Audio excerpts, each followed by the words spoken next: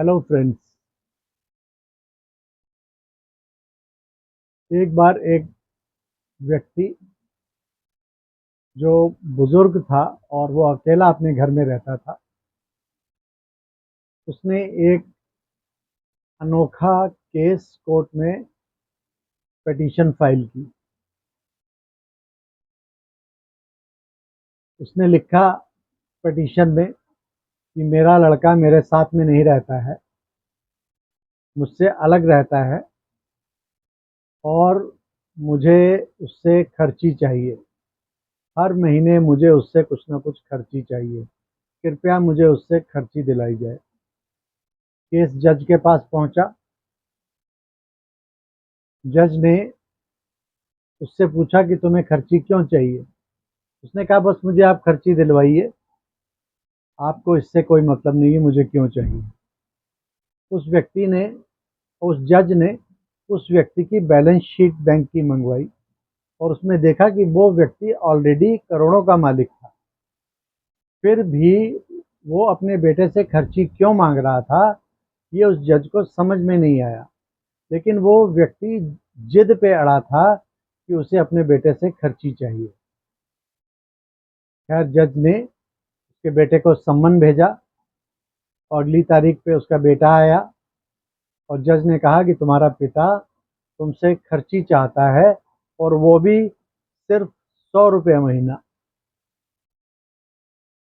तो उस बेटे ने कहा कि मुझे कोई आपत्ति नहीं है, ये जितनी भी खर्ची कहेंगे मैं इनको देने के लिए तैयार हूँ।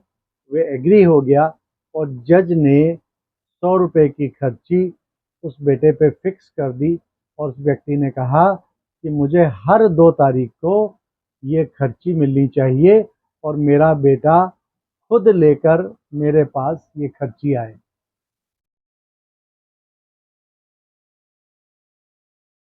मुकदमा समाप्त हो गया। वो व्यक्ति जाने लगा। जज के मन में बड़ी दुविधा थी कि आखिर क्या बात है, ये व्यक्ति इस तरह की जिद क्यों कर रहा है, वो भी सिर्फ 100 रुपये की खर्ची के लिए। तो उसने उस व्यक्ति को अपने चैम्बर में बुलाया और उससे पूछा कि मैं बड़ा हैरान हूँ कि आप खुद इतने करोड़पति व्यक्ति हैं और आपको अपने बेटे से 100 रुपये खर्ची की क्या जरूरत पड़ी। उस बाप के आंखों में आंसू छलक आए। उसने कहा कि मेरी पत्नी को गुजरे हुए कई साल हो गए हैं। मैं बहुत बड़े घर में अकेला रहता हूँ। मेरा बेटा मुझसे दूर रहता है अपने परिवार के साथ और मेरे फ़ोन करने पे बुलाने पर भी वो मुझसे कभी मिलने के लिए नहीं आता।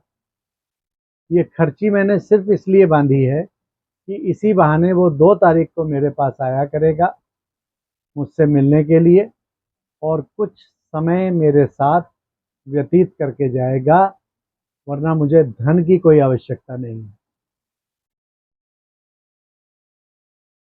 उसका बेटा भी पीछे से आ गया था और वो भी अपने पिता की बात सुन रहा था। उसने अपने पिता की बात सुनी। वो आकर अपने पिता से लिपट गया और उसके पैरों में गिर पड़ा कि पिताजी मुझे माफ़ कर दीजिए, मैंने बहुत बड़ी गलती की।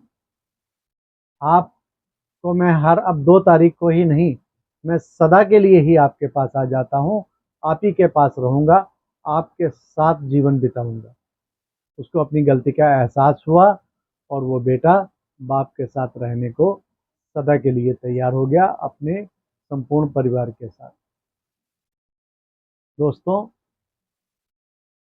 ये कहानी आज के सिनेरियो में, आज के परिप्रेक्ष्य में क्या ज़्यादा सच नहीं है, जहाँ माँ और बाप या अकेला बाप या अकेली माँ अपने बच्चों से दूर रहने को विवश हैं, अकेले हैं। उनके बच्चे अगर एक ही शहर में रहते हुए उनसे दूर रहते हैं, अलग घर लेके रहते हैं, तब भी वो इसकी ज़रूरत नहीं समझते हैं कि माँ बाप से जाकर मिला जाए। या भारत में ही कहीं अलग शहर में रहते हैं, उनके मन में कभी इच्छा पैदा नहीं होती कि हम अपने बूढ़े माँ बाप को जाके मिलाएं, उनका हाल चाल पूछाएं, उनके साथ थोड़ा समय व्यतीत करें। वो अपने परिवार में और अपने परिवार की खुशियों में ही इतने खोए रहते हैं कि उन्हें अपने बूढ़े माँ बाप की भी कोई ज़िंदगी है उसकी तरफ ध्यान नहीं देते।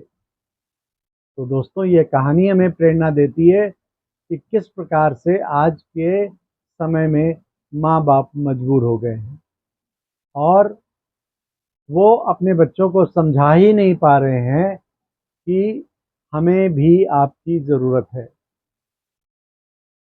माँ बाप कितने यत्न से, कितने सेक्रीफाइस करके अपने बच्चों को पाल पोस कर बड़ा करते हैं, उन्हें कमाने खाने के लायक बनाते हैं, उनकी खुशियों में अपनी खुशियाँ ढूंढते हैं, अपना पेट काट कर भी उनको खिलाते रहे।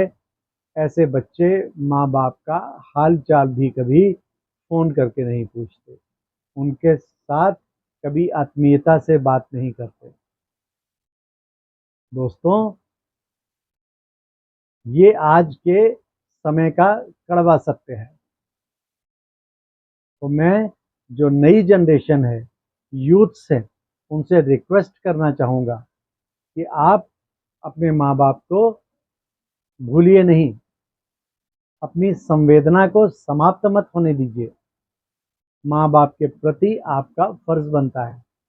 उन्होंने अपना पेट काट कर अपने ज़रूरतों को कम करके आपकी ज़रूरतों को पूरा किया है।